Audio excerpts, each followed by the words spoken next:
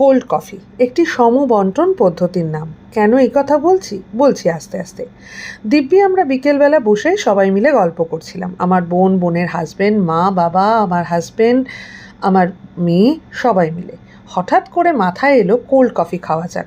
আমাদের সঙ্গে ফ্রদারটা ছিলই, ইনি নতুন নতুন কোল্ড কফি করা শিখেছেন। তো আর কি, কফি গুলোচ্ছেন এখন চিনির সাহায্যে।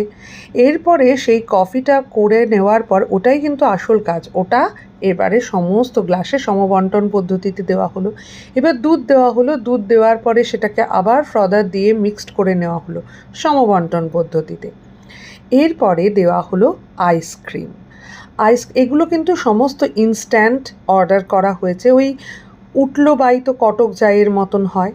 এরপরে যে চকলেট সিরাপটা ছিল সেটা আবার করে ওপরে ছড়িয়ে দেওয়া হলো।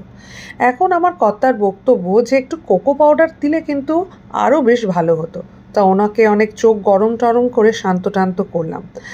অবশেষে বাপ বেটি দুজনে মিলে তৈরি করে ফেললো কোল্ড কফি। যদি আপনাদের বাড়িতে কারোর এরকম দরকার পড়ে, এদের দুজনকে কিন্তু নিয়ে যেতে পারেন। অবশেষে আমরা গেলাম নৈহাটি ধোয়াঘাটে। ধোয়াঘাটে কেন বলছি, যাওয়ার পর কিছুক্ষণ বেশ ভালোই লাগছিল, তারপরেই মাঝে মাঝে ধোঁয়া উঠছিল। সেই ধোঁয়াটাকে বাদ দিয়ে এই মনোরম প্রকৃতি কিন্তু বেশ লাগছিল।